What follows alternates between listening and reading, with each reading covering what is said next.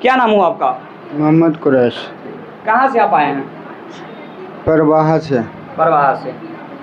कौन से काम से आप आए हैं? घर में आग लग गया, उस काम से आए हैं। घर में आग लग गया जी। कब आग लगा? रात में 2 बजे। आप ब्लॉक तो भी जा सकते थे काम करवाने के लिए। ब्लॉक में धक्के खाने पड़ते हैं ना, सुनते नहीं हैं। ब्लॉक में दर भटक रहे थे, लेकिन ऋतु जायसवाल के ऑफिस में आने से सबका काम हुआ। जी, ऋतु जायसवाल के ऑफिस में आने से हमारा काम हुआ है और इनका बहुत बड़ा योगदान है। एक जीवन भर तक हम इनका जो है अपने दिल से कभी भूल नहीं सकते हैं। ऐसे नेता चाहिए परिहार में जो जनता के बीच रहते हैं और सरजमीन पर जनता के बीच का जो ऑफिस खुला है और बहुत सारे लोगों का जो है काम हो रहा है और बहुत सारे लोग जो है मैडम का जो है सराहना भी कर रहे हैं कि आपने जो ये ऑफिस जो खोले हैं इसमें जो है हम लोगों को जो है लाभ मिल रहा है। मैं मोहम्मद हबीब बैठा हो गया और हमने दाखिल खारिज के लिए सीओ साहब के लिए कम से कम 5-6 महीने दौड़े, लेकिन सीओ साहब कोई सभी काम के लिए सुनते नहीं हैं। वो जब भी जाते तो बार बार टक्कर खाना पड़ता था, हम लोगों को धोखा खाना पड़ता। नमस्कार, आप देख रहे हैं बिहार वार्ता। बिहार वार्ता में आपका स्वागत है। अभी हम मौजूद हैं बिहार के सीतामढ़ी जिले के परिहार विधानसभा क्षेत्र के परिहार प्रखंड में, और परिहार प्रखंड के जो परिहार मुख्यालय है उससे करीब 200 मीटर या 100 मीटर आगे इधर का जो यह सड़क जाती है बिसवा के तरफ, यह बिसवा के तरफ जाती है। और अभी हम मौजूद है सोनापट्टी में। इस इलाके को सोनापट्टी के नाम से जाना जाता है और यह परिहार का इलाका है और यह परिहार के तरफ यह सड़क जाती है।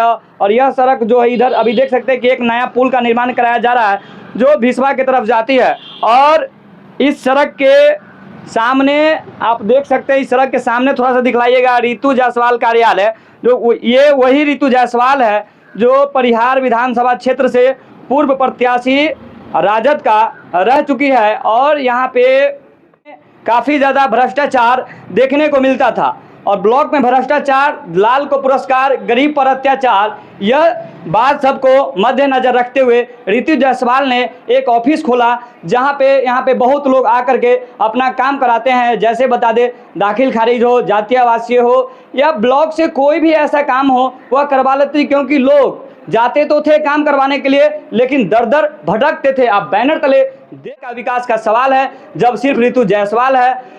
यह ब्लॉक में भ्रष्टाचार है, दलाल को पुरस्कार है, गरीब पर अत्याचार है, दुखी परिहार है, बदलाव की दरकार है, ऋतु का इंतजार है। तो हम अब ऑफिस के अंदर प्रवेश करेंगे और यहाँ बहुत सारे लोग हैं, उनसे जानेंगे और उनसे बात करेंगे कि उनका अभी तक यहाँ पहुँच करके कौन कौन से काम किए हैं और कहाँ कहाँ से लोग आए हैं। आपका? मोहम्मद कुरैश। कहाँ से आप आए हैं? परवाह से। परवाह से। कौन से काम से आप आए हैं? घर में आग लग गया, उस काम से आए हैं। घर में आग लग गया जी। कब आग लगा?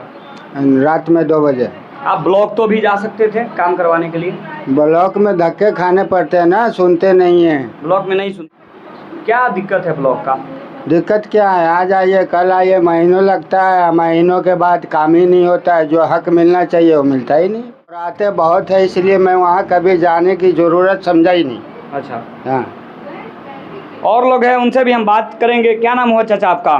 सुलभ।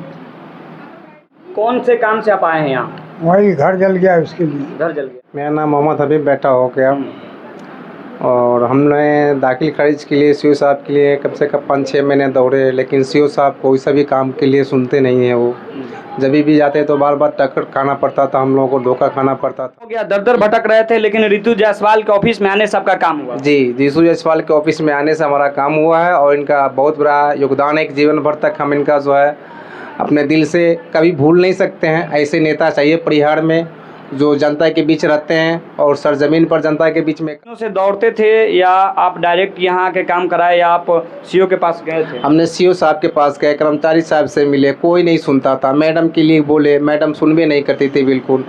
उनके पास बोलता कोई समय नहीं है हमारे पास, हमेशा बैठे रहते हैं, बाहर निकाल देता है लोगों को। और सीओ मैडम तो बिल्कुल सुनती ही नहीं है। सीओ मैडम को कहते कहते थक गए हम लोग, लेकिन सीओ मैडम लोगों को बहुत काफ़ी परेशान करती है। सीओ तो जनता के काम के लिए होते हैं। कुछ नहीं काम करता जनता के लिए। सीओ तो बिल्कुल समझिए कि बैठ करके सरकार उनको पेमेंट दे रही है। अगर कोई नेता कहते तो उनका भी नहीं सुनता है, जो पावर में है वो भी, जो विपक्ष है उनका भी नहीं सुनता है वो। रितु जायसवाल ऑफिस में आप पहुंचे, जी। कितना दिनों में आपका काम हो गया दाखिल खारिज का? 15 से 16 दिन में काम हो गया सर हमारा। जी, पूरा फाइनल हो गया। हमारा ही नहीं, हमारे साथ साथ कई लोगों का काम हो गया। 3 लोगों का भी काम हो गया। जी, 3 लोगों का काम हो गया और भी 4-5 लोगों को किसी साजिद, किस वर्क के लिए, किस काम के लिए आप आए यहाँ? यहाँ पे हमारा जो है ब्लॉक का जो है कुछ मामला था, उसको लेकर के बात करने के लिए भी आए हैं। और देख रहे हैं कि भाई कि परिहार विधानसभा के जो भी जनता हैं वो बाहर जो है दर दर की ठोकर मतलब खा रहे थे।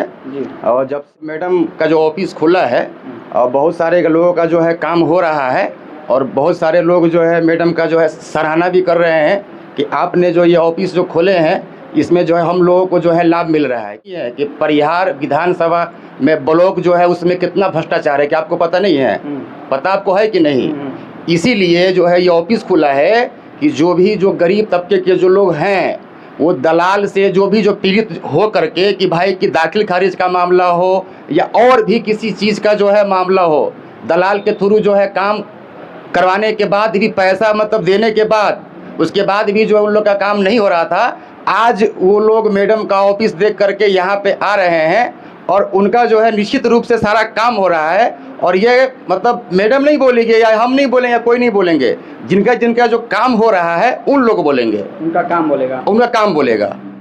कहा जाता है कि कर्म ही प्रधान है, जो जैसा करेगा वैसा फल पाएगा। इस बात को मद्देनजर रखते हुए रितु जायसवाल ने एक ऑफिस खोला जो परिहार में ये ऑफिस था और इन लोगों का काम हुआ और आए हम लोग से जानकारी ले और बातचीत किए तो लोगों ने कहा कि उनका काम जब दर दर के ठोकर खाने से भी नहीं हुआ, वो यहाँ ऑफिस में आने से उनका काम हुआ। तो नमस्कार, आप देख रहे थे बिहार वार्ता नरेंद्र कुमार के साथ।